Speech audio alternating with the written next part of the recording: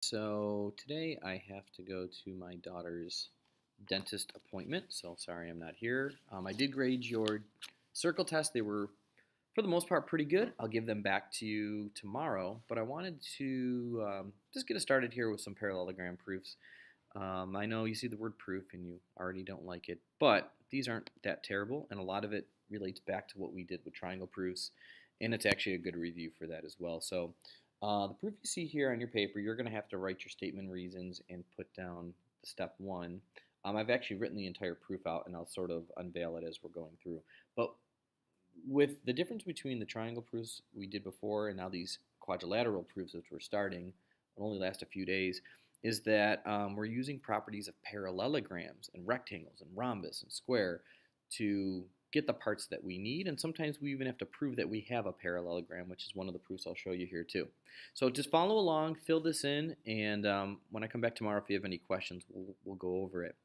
So in question one, we're given a quadrilateral that is a parallelogram.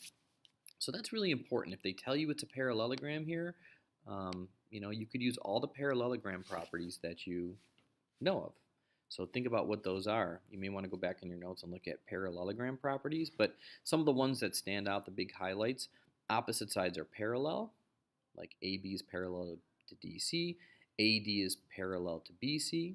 We have opposite sides are congruent. That's good. But one of the ones that I think you need to focus on is the diagonal properties. And this is one we're going to use for this proof, that the fact that these diagonals are going to bisect each other, it's important. We'll use that as well. So those are the things you need. You also could do things such as alternate interior angles, like the angle up here and the angle down here. It just depends on what you're trying to prove. Our goal is to prove triangle AED is congruent to triangle CEB. So we're trying to get this triangle here and this triangle here congruent to each other. So in order to do that, we start trying to find things that we know are congruent, just maybe in the diagram. So we have this one, which I'm sure many of you picked up really quick. Angle 1 and 2 are vertical angles. So we'll have that in our proof. And we also have, as I mentioned before, the fact that these diagonals are bisecting each other and are congruent in these little segments. Now, I'm going to show you maybe the longer way to write this up, and there is a shorter way. I chose the longer way because just in case you're thinking that you would want to say this first, and I'll show it to you in a minute. But there is a shorter way, and I'll mention that as well. So as you can see here, we have a side angle side proof, side, and then angle, and then side. So let me show you how this writes up. We've got our givens. And after that, we're going to put the vertical angles that we mentioned in step 2. So angle 1 is congruent to angle 2, vertical angle theorem. Next, we want to use the fact that these diagonals are bisecting each other. And because this diagonal AC and BD are part of a parallelogram, I've written in step 3 that the diagonals bisect each other, and then I wrote the diagonals of a parallelogram bisect each other. This part could be left out, and you can simply go right to the next step that I'm about to show you, but some of you may want to put step 3 in there, just identifying the fact that you know the diagonals bisect each other, and that is something that is true in a parallelogram. So I put that in step 3. If you want to leave that step out, that's okay. And you could go right to step 4, which says AE is congruent to CE, and BE, whoops, this should be, fix that, should be BE, is congruent to ED. There we go. Little copy-paste job I forgot to fix there. And that is because of a bisector, definition of a bisector. So if you skip step 3 and went right to step 4, that would be fine. You may want to rewrite this step 4 and just say the diagonals of a parallelogram bisect each other. Might be a little bit better to write, but I've already mentioned that it was a parallelogram in step 3, so I didn't need to write that there. So now that we've got AE is congruent to CE and BE is congruent to ED, I can say that triangles are congruent by side angle side. So notice we're using a parallelogram in our proof to get the things that we need, such as these diagonals. I actually think these proofs are a little easier because once you know you have a parallelogram, you get a lot of free things with that. Before, when we were just doing triangle proofs, we didn't have too many free things in the proof that are just known by having a triangle. But with a parallelogram, it's pretty nice. You get diagonals, opposite sides, and so on. Okay, so now I'm going to go to the proof in number 3. And what you're going to do is try 2 and 4 on your own. So you can take the time now to put down your givens, which the givens here are the fact that you have BD bisecting AC. So only AC we know for sure is being cut in half. And angle 1 is congruent to angle 2. So based on the givens, here's all we know. That DB is cutting in half AC. So we know that these two segments are congruent. AE is congruent to CE. They've told us angle 1 is congruent to angle 2, and we're trying to prove that this shape, ABCD, is a parallelogram. Now, when you want to prove this, that's something that's a little bit more involved than just trying to use parallelogram properties in your proof. We don't know this is a parallelogram. I cannot say the diagonals bisect each other, both of them. I can't say opposite sides are parallel. I cannot say opposite sides are congruent because I don't know it's a parallelogram. That's what we're trying to prove. There are 3 ways, and possibly a 4th, that we will use to prove something is a parallelogram. One way is to prove both pairs of opposite sides are parallel. That would need a lot of information on all of these triangles here to get this side parallel to this side, and same with DA and CB.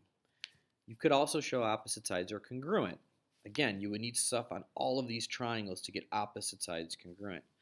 The one that I think you're going to see the most, and it's the one we need to use in this proof, is if somehow we can get this side, I'll do it in a different color, we can somehow get this side congruent to this side, and if I can show that this side here is parallel to this side, both congruent and parallel, then we can say that we have a parallelogram. So let's kind of start with what's given to us. We've just got the stuff here in red.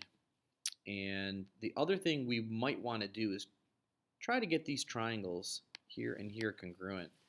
And one simple way to do that is now just use these vertical angles. Using these vertical angles, we can get the triangles congruent, and then we can give a couple more parts that we need to get this to be a parallelogram. Okay, so now that we have the vertical angles, we have angle, side, and angle, and we just got to write that up. So let's take a look at what we have here. So we have our givens. Next we have CE is congruent to AE because of a bisector, right? I mentioned that DB bisects AC. So we got to put CE congruent to AE by definition of a bisector. In our quest to get the triangles congruent, we do need to mention angle DEC and angle BEA are congruent by vertical angle theorem. If you want to put a 3 and 4 here and then call it angle 3 is congruent to angle 4, you can certainly do that. This letter was kind of big, so I didn't find much room to put the 3 in there, so I just left it as DEC and BEA. So right now we have angle 1 congruent to angle 2. This side, this segment here is congruent to this segment here. That's in step 2. And these two angles are congruent, and because of that, the triangles are congruent by angle, side, angle. Because the triangles are congruent, we could then go and say that in purple here, that the DC and BA are congruent by corresponding parts of congruent triangles are congruent, or CPCTC. Okay. I'm going to add a part in because I realized I missed the one part that I needed. I mentioned it, but I have to type it out. Okay. We do need to say that DC is parallel to AB. So let me add that in. DC parallel to AB. And the reason why these are parallel is because angle 1 and angle 2 are congruent. And these are on the alternate interior positions. And because they're congruent, it makes DC and AB parallel to each other. And so this is the converse, if you remember this from earlier this year, of alternate interior angle theorem. Converse of the alternate interior angle theorem allows us to say that this line DC is parallel to AB. And now that we know that, I'll change the number on this to number 7.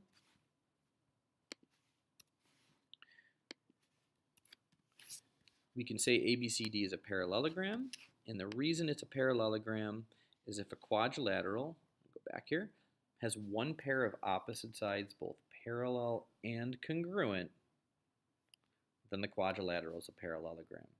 This is a very typical way to prove something's a parallelogram, is to use this, oops, I don't want to do that, I'm trying to highlight it, is to use this property. Opposite sides are parallel and congruent.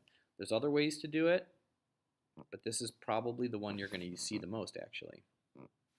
So now what you have back in number 2 that you need to go back and finish, and I'll scroll back and let you see 3 in a minute, is you've got some triangles PES, QFR, right? You have to try to show these two triangles are congruent here. You've got some perpendicular, so there's a chance you might have an HL proof. You may also have things such as angle side angle, but we're using some right angle stuff. Parallelogram, you need to think about alternate interior angles, opposite sides congruent, right? So that might help you through that one.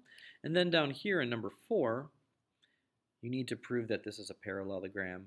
Take the givens, use the fact that you've got 1 and 2 congruent, a nice reflexive side here, and so on. Try to get these triangles congruent, and then figure out what property of a parallelogram are we going to use here. Do we have opposite sides both congruent? Do we have opposite sides both parallel? Do we have one set that's parallel and congruent? There's actually a couple ways to do this one. Okay. When I come back tomorrow, I will go over the rest of these with you, and we'll take a look at some rectangle, rhombus, and so on. Okay. All right. Good luck on the rest, and you should be